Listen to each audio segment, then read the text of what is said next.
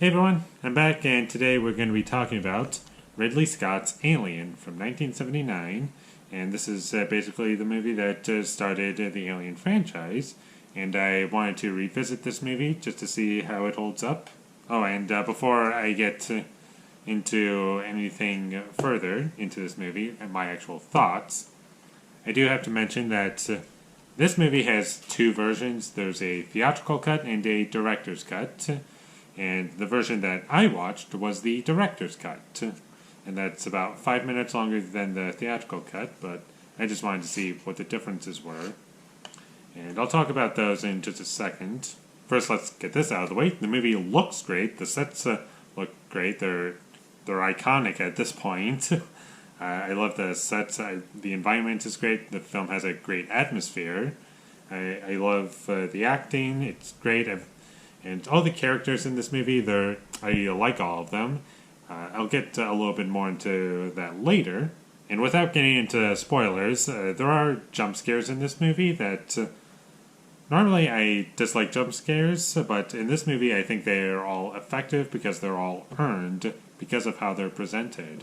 Now I kind of skimmed through my positives really quickly, but I'm trying not to get into spoilers, and I do have some issues with this movie, and I'll get into that in just a second, but I got a couple other things I want to mention. For the most part, the practical effects hold up. The alien creature himself, he looks great, he's terrifying.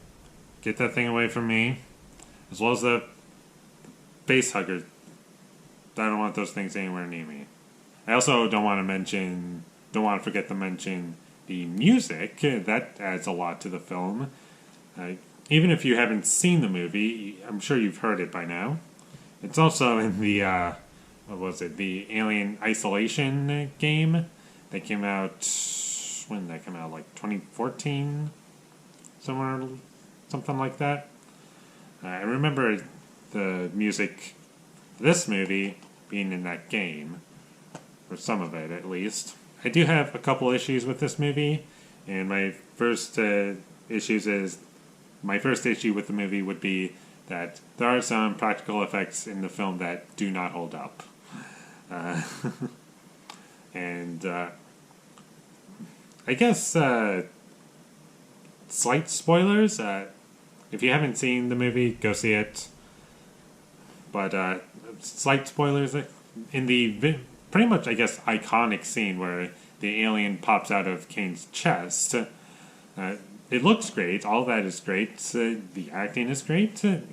Everyone got their genuine reactions, if you didn't know that.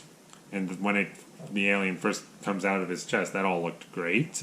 But the one moment that always pulled me out of that scene is when the xenomorph, when it opened its mouth, you could see its teeth, and they were all shiny, and they looked like metal, and it didn't really look that great.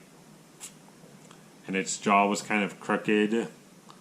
So I don't know what that was all about, but the second moment where the practical effects did not hold up was with one character that I can't say because it would spoil the movie. I just can't say it because that would spoil the movie, or parts of the movie. A big reveal in the movie. And my other issue would be Ripley. I'll get into her in just a second, but first, let me just say that every character that dies in this movie is somebody that I cared about, and you don't want to see them go. And I like all the characters. I like where they were going with. I thought it was great. I think the film did a very good job establishing each character and who they were. But Ripley, I like her, but unfortunately, out of the 7 characters that are in this movie, or 8 if you want to count the xenomorph, out of those 7 human characters, she's the one I'm invested in the least. There is a point in the movie where the film just focuses on her without giving anything away, and they're not as impactful to me because she's not really a character I care about all that much. I do think her character is much stronger in Aliens, but in this movie, I don't know. Not as she's not on par with the rest of the cast for me. The only other issue I have with it would be this can be debated. There's sound in space. I can't not mention that. What was that about? Like, it shows, like, it happens, like, early on in the movie, where they're going to the one planet. I forgot what it's called. But they're going to the planet, and it shows you shots from the outside, from outer space of the ship, and you hear the engines, the jets firing as the ship is moving. And I'm trying to imagine, is that to be implied that, is that from the perspective of the characters on the ship, or is that to show how it's sounding in space? Because there's no sound in space. That was a little distracting. That could be interpreted in another way, so you could say that's an issue, you could say that's not an issue, but that can be debated on what the intent of that was. Those are my basic issues, and there are some other things I want to bring up that I might as well mention right now, and that is, some people complain that this movie feels really, really slow. I don't agree with that. I don't mind the slow pacing, I guess. I think it's very well balanced. Again, it's like when I mentioned that Ripley is the only character I don't really care too much for. I'm not saying I don't care about her, I'm just saying that I liked the other characters more. And I would say because you have all these characters and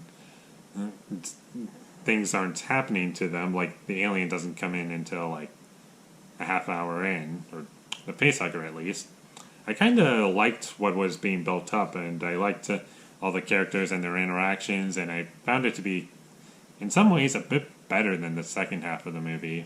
The second half is still great, it's just me seeing these characters and how much it made me, I just realized, oh, I actually like these characters, and I want to see them. In the second half, it decides to give me my least favorite character out of everyone that I still like. And that's why the second half doesn't work for me as much, but I don't feel the length of this movie.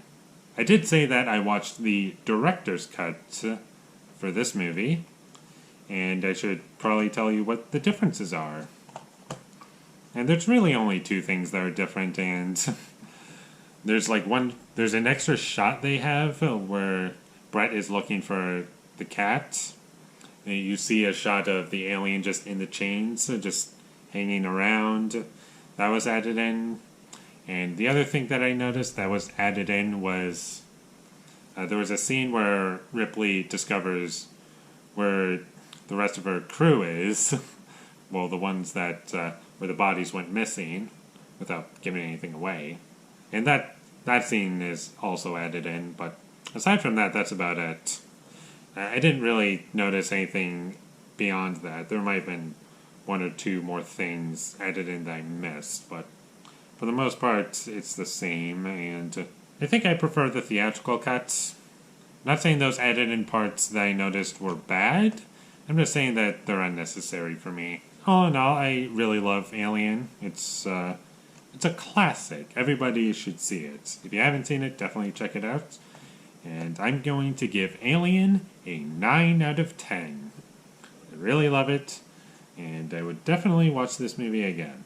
Those are my thoughts on the movie Alien. If you enjoyed this review, be sure to leave a like and comment down below what you thought of Alien down below. And tell me, which one do you prefer? Do you prefer Alien or Aliens, directed by James Cameron? Because there's a debate on which one is better. And for me, I'll have to see Aliens one more time to really know how I feel about it. So I can't really answer that question myself. My social media links, those will be in the description down below, so follow me there. And last but not least, subscribe to be a part of Foley Nation. And I'll see you when I get my next review up, and it might be Death Proof. I know a lot of people don't like it, and I watched it once. I had a great time watching it, and I'm curious to see how it holds up on a second viewing. Until I get that up, thank you for watching, and have a great day.